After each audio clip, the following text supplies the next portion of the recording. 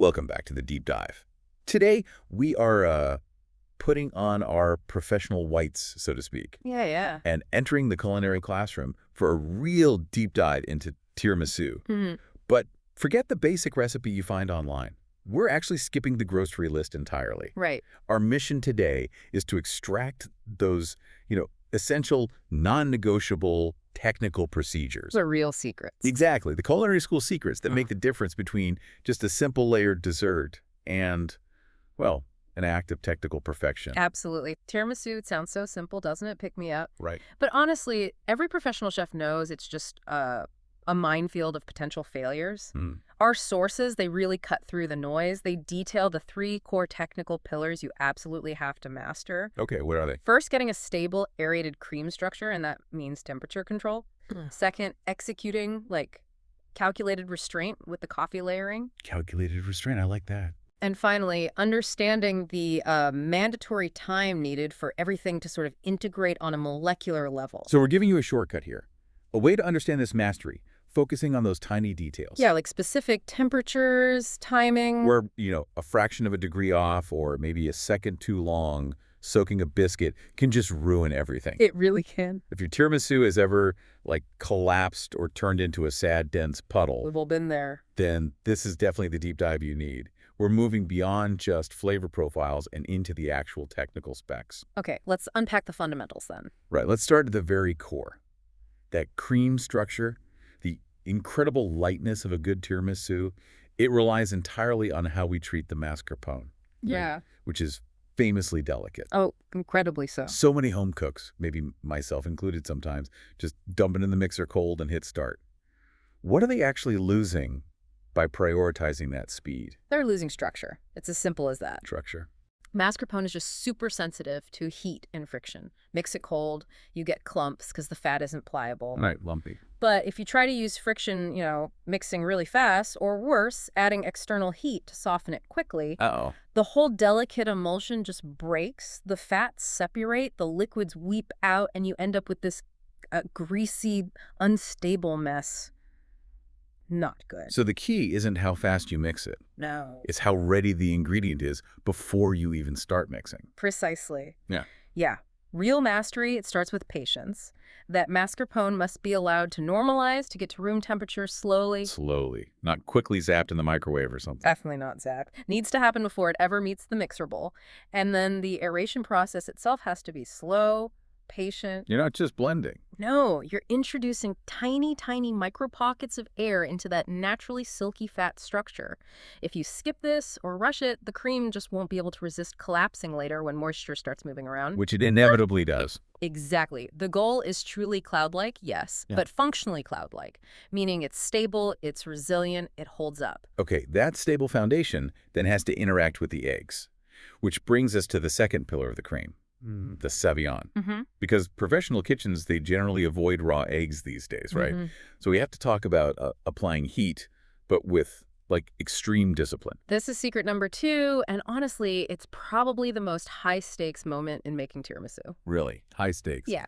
The savion, it's made by heating the egg yolks and sugar, usually in a bain-marie, a double boiler setup. Okay. This process stabilizes the proteins with gentle heat. It effectively cooks the eggs just enough to create a safe, stable, and incredibly light, sweet foam. It's the heart of the tiramisu, really. And here's where we hit that critical non-negotiable number. We see 65 degrees Celsius, that's about 150 Fahrenheit, cited constantly in the professional texts. Why is that specific temperature the absolute dividing line? What actually happens if a cook gets distracted, looks away, and hits 70 Celsius? Okay, going past that 65 degrees Celsius threshold, it's instant, irreversible structural failure. Instant, wow. Below 65 degrees, the egg proteins unfold gently, they trap air, they trap liquid, giving you that beautiful, airy foam base we want.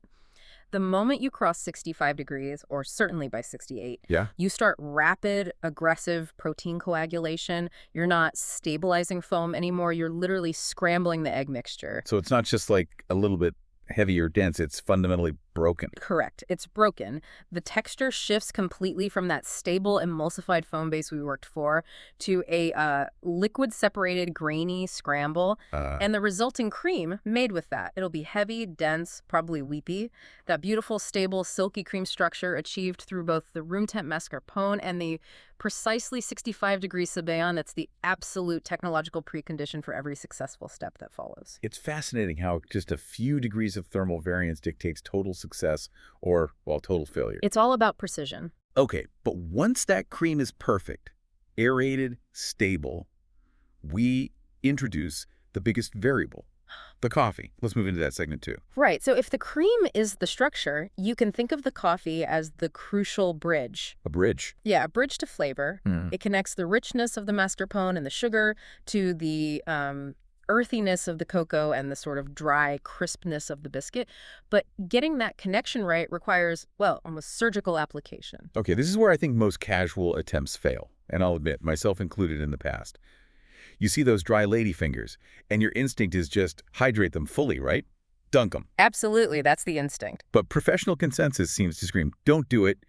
Tell us why a full dunk pretty much guarantees that muddy result everyone hates. If you fully dunk the biscuit, you just destroy its internal structure immediately, like instantly. Oh. The biscuit becomes completely supersaturated. It turns into this weak, soggy sponge. Now imagine layering that fragile sponge under heavy cream and putting it in the fridge. The weight of the cream plus the continued moisture migration over time, it just guarantees total structural collapse. And that leads directly to that dreaded homogeneous, muddy texture where you can't tell the layers apart. Okay. So if we absolutely cannot dunk them, what is the precise technique used by the masters? Calculated restraint, like we said. Right. The correct application involves either carefully brushing the coffee onto the surface, which gives you a lot of control, or probably more commonly, dipping the biscuit very briefly on just one side. Hold on, just one side. That sounds completely insane if your goal is maximum coffee flavor saturation.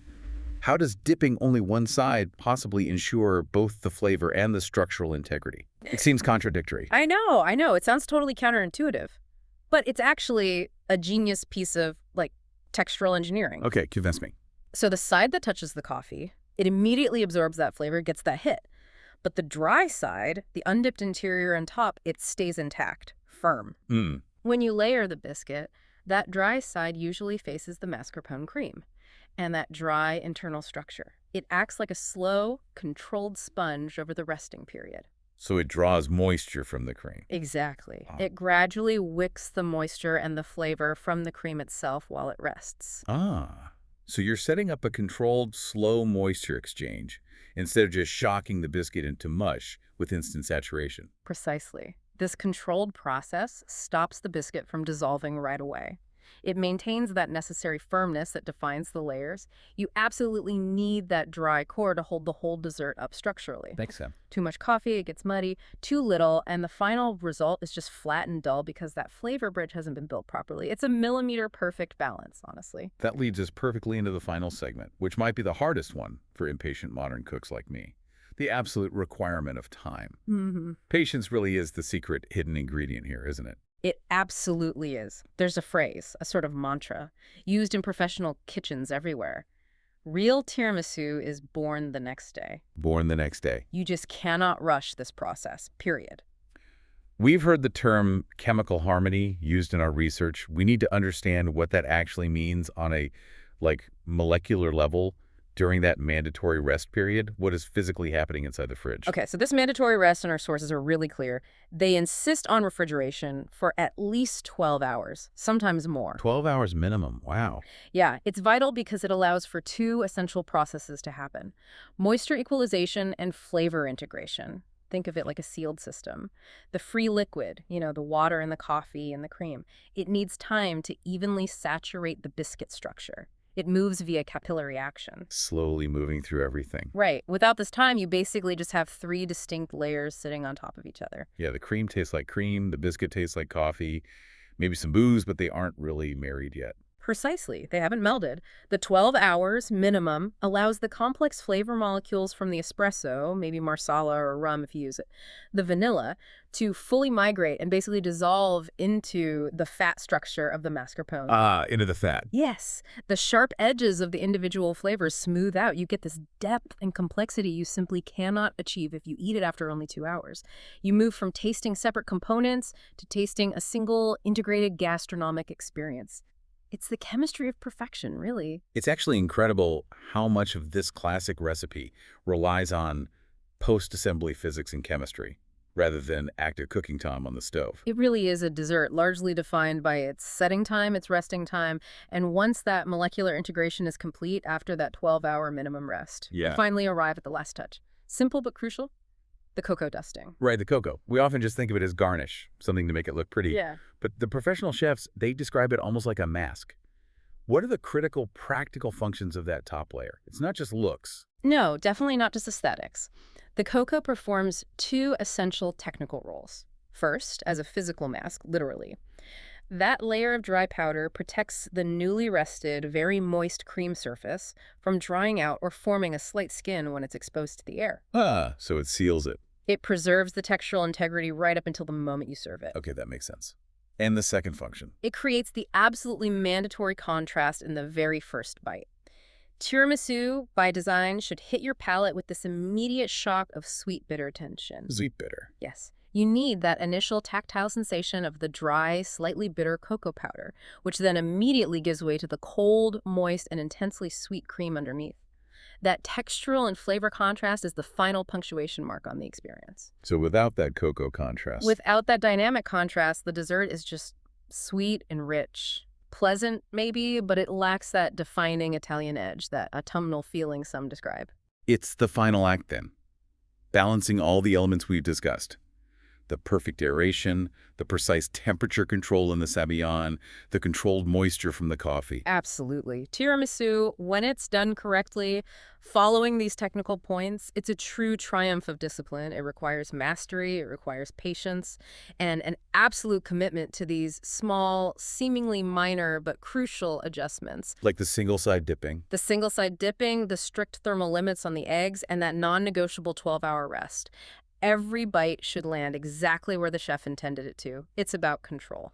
So we've learned today that the difference between a good homemade tiramisu and a truly professional one often comes down to respecting these strict thermal and structural boundaries.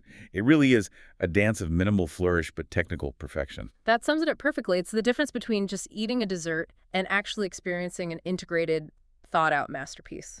Okay, so as we close out this deep dive, we want to leave you, our listener, with one final, maybe provocative thought to chew on, based on what we covered. We talked a lot about those 12 hours, how they're needed for moisture equalization and flavor migration, that chemical harmony. So if the final structure and taste of tiramisu are so heavily dictated by how liquid moves through layers over time, how does this concept, the idea that sometimes the best food is defined by its resting chemistry, how might that fundamentally change how you approach other simple layered dishes? Maybe like a lasagna or even an English trifle. That's a great question. What happens when you substitute time, that quiet patience, for active heat or immediate assembly? How does that change the final product? Something to mull over. What's really happening chemically during that rest? Food for thought indeed. Until next time, keep digging into the details.